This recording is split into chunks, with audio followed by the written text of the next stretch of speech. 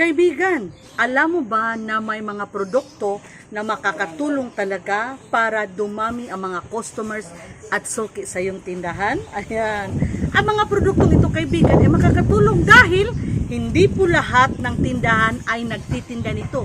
Hindi lahat ng sari-sari store owners nagtitinda ng mga produktong ito dahil ito po ay hindi fast moving. Hindi araw-araw may naghanap ng mga produktong ito. Kaya naman, karamihan sa ating mga sari-sari store owners, no, mga kababayan natin, mga kasari natin, hindi po sila nagtitinda ng mga produktong ito kasi nga hindi araw-araw may naghanap. Kaya kaibigan, eventually, kung ikaw lang ang nagtitinda nito sa place nyo, syempre, dadami ang mga customers kasi pag buy mo bili, o Ate GB, meron kang, for example, nail cutter.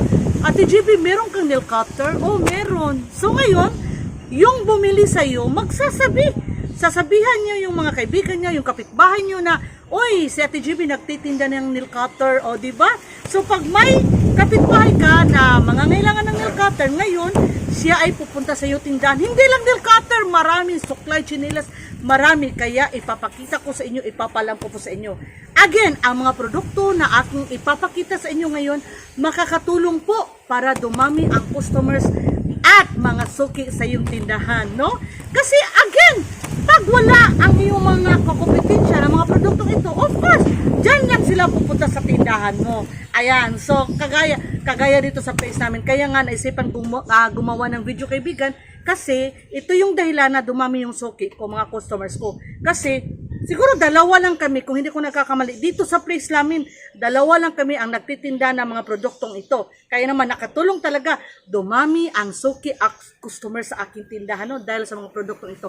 Kaya kaibigan, dapat magtinda ka rin ng mga produktong ito para mabilis na lalago ang iyong sari-sari store business. Ayan mga kaibigan, nakaready na po si Francis kasi po kami ngayon ay pupunta sa malayo talaga sa Carbon Public Market, which is 3 rides from our place. Walang iba para po bumili ng mga fast moving, mabintang produkto dito sa aming tindahan. At alam ko kaibigan, hindi lahat sa inyo ay nagbibinta nito.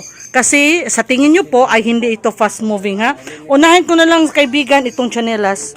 Kung nakita nyo yung aking previous vlog, chanelas po ito, dito ha, naubos na yung malalaki.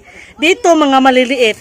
So yung number, dito sa ilalim kaibigan, ito yung number na 6 hanggang 9.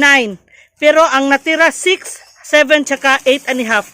So wala na po, naubos na ang chinilas ni Ate GB na ang sizes are 9, 9 and a half, 10, 10 and a half, 11. So 9, 9 and a half, 10, 10, 11. Tatlong sizes ng chinilas ang naubos. Lahat ng mga naubos sa chinilas, yun yung pangmalakihan, no? Pangmalaki na tao. So itong natira kay Ate GB, mostly pambata po ito ng mga chinilas. Ayan. Kaya naisipan namin ni Francis, nag-decide talaga si Ate GB na pupunta ngayon kahit may bagyo at pumutok po. No, nibuto si Bulkang Kanlaon. So pumutok ang Bulkang Kanlaon. Sana safe ang lahat.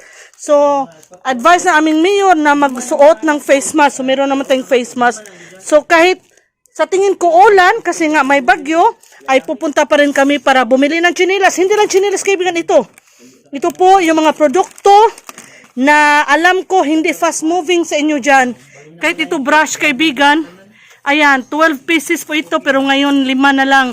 Hindi siya fast moving pero kailangan po na magtinda tayo niyan. Ayan, andito pa kaibigan, ipapakita ko lang sa inyo yung mga produkto na dapat meron ka sa iyong tindahan. Kahit sabihin pa na hindi fast moving. Ito kaibigan. O diba? Puller. 3 piraso na lang. Hindi ito fast moving ha, pero nagtitinda ako. Pero tingnan nyo naman, 3 piraso na lang. Gunting, switch kaibigan, hindi ito fast moving, pero nagtitinda tayo niyan. Yan, so si toothbrush, hindi naman araw-araw bumibili ng toothbrush. Yung ating kapitbahay, pero nagtitinda si Ate GB. Ito mga bagay na ito, kaibigan, nagtitinda talaga ako kahit hindi fast moving. Kasi nga, pag nalaman ng ating kapitbahay, customers, na ikaw lang nagtitinda, siyempre, pupuntahan nila ang iyong tindahan. Tingnan nyo, nagtitinda ba kayo nito kaibigan? Nail cutter? Oh, ang puhunan nito ay mga 10 pesos mahigit. Hindi nga siya lumampas ng 15 pesos. Binibenta ko ng 25, sometimes 30. Kasi ako lang nagtitinda. Ayan. Ito kaibigan, nagtitinda tayo nito. Bidbiron in Misaya. Milk bottle para sa mga infants, mga bata. Ayan, Bugayana para sa mga bata na may sakit. Ayan. So nagtitinda tayo niyan kaibigan. Hindi po yan fast moving ha. Pero kailangan po natin magtinda. Kasi alam naman natin na meron talaga maghanap. Marami pa kaibigan, nilista ko na tapos na po ako maglista. Si Tamtax, hindi ito fast moving pero tingnan niyo, papakita ko sa inyo. Tara! Ayan mga kaibigan, no? Ubos na si Tamtax, merong natira, kaunti lang. Asan yun? Uy, naubos na pala talaga. Akala ko merong matira. Oh my goodness, dapat hindi tayo maubusan ng paninda. Pero naubos ang Tamtax ni Ate GB. Pero meron pa pala 1 box. Ayan, yun yung mga bilhin natin doon sa Carbon Public Market. Ganito kaibigan, hindi ito fast moving pero nagtitinda ako. Ito, stapler, bala sa stapler, blade, mga crayons, mga needles, nagtitinda tayo. Ito kaibigan, nagtitinda ka pa nito?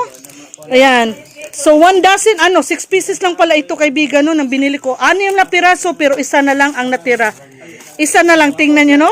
Kasi ako lang nagtitinda. So, alam na yung aking mga kapitbahay na ako na nagtitinda. Pag may hanapin sila na katulad nito, talagang pupunta sila sa aking tindahan. Hair clips, ayan. Pinapakita ko sa inyo kaibigan, later, ang mga produkto na hindi talaga masyadong fast moving, pero dapat magtinda tayo sa ating tindahan. Ayan, pangkulay ng buhok. Ayan, 1 dozen po ito, pero ngayon, na lang? 6 na lang kaibigan. Ayan, ito, hair blackening shampoo, pang itim sa buhok.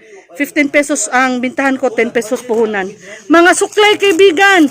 Ayan, nagtitinda tayo yan. Ito, dapat magtinda ka ng ilaw o bulb kaibigan, no? Again, kahit hindi ito fast moving talagang may maghanap.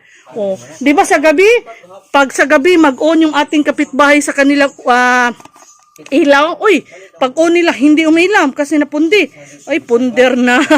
So, alangan naman, pupunta pa sila sa merkado, sa pamilyang bayan. Ito lang bibilin, tapos gabi na.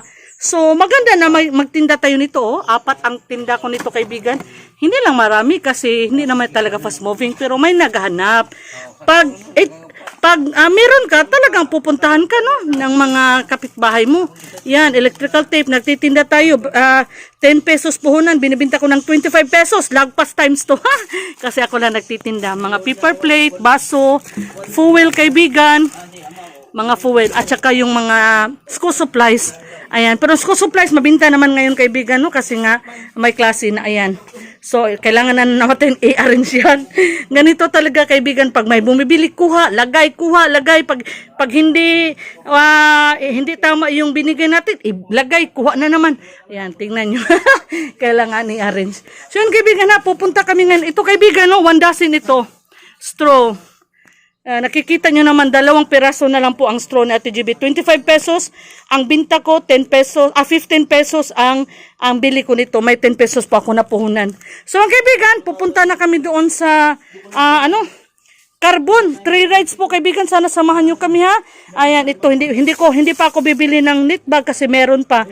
Yun lang, ubos na or malapit na maubos. Ha, tingnan nyo, kahit yung battery kaibigan, dapat magtinda tayo nito ha. Again, hindi fast moving. Pero, pag malaman na mga kapitbahay mo na nagtitinda ka ng mga produktong ito, magiging fast moving ito.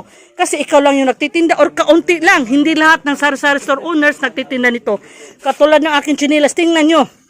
Nakagawa ako ng video kaibigan nang ako po'y bago lang bumili ng chinilas. Punong-puno hanggang dito. Pero tingnan nyo naman, kalahati na lang. Lahat ng pangmalaki, yung mga chinilas na pang mature na tao, ubos na. Ito, mostly mga pambata na lang ito kaibigan.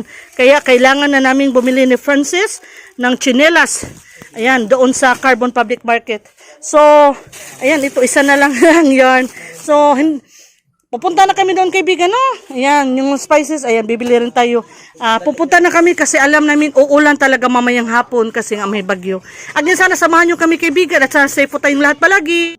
Ayan mga kaibigan, after nearly 1 hour nakarating na po kami ni Francis dito sa Carbon Public Market. Malayo talaga ito sa place namin kaibigan, pero dito pa rin po kami pumupunta kasi ito yung pinakamurang bilihan ng mga produkto dito sa amin, no? Sa whole Cebu, whole Cebu City, whole Cebu Province. Kaya kung taga Cebu ka kaibigan, alam ko na dito ka pumupunta, no? Eh, kung hindi ka pa dito nakabili, ay pumunta ka na dito kaibigan, no? So ang una namin bibilhin dito ay mga tsinelas at iba pang non-food items. And of course, ito kaibigan ha, dito, papakita ko sa inyo, dito yung murang bilihan ng mga walis. Hindi po kami sa tindahan bumibili, dito talaga kasi sila yung bagsakan. Wala po silang exact na tindahan kaibigan, pero pinapakita ko lang, no, kung ikaw taga Cebu, ayan sa Manalili Street, ayan, mura ang kanilang walis kaibigan. Sa mga tindahan, 70 pesos hanggang 80 pesos isang peraso. Pero sa kanila kaibigan, 55 pesos. So asan ka pa, di ba? Murang supplier kaibigan, kaya dito ka na bumili.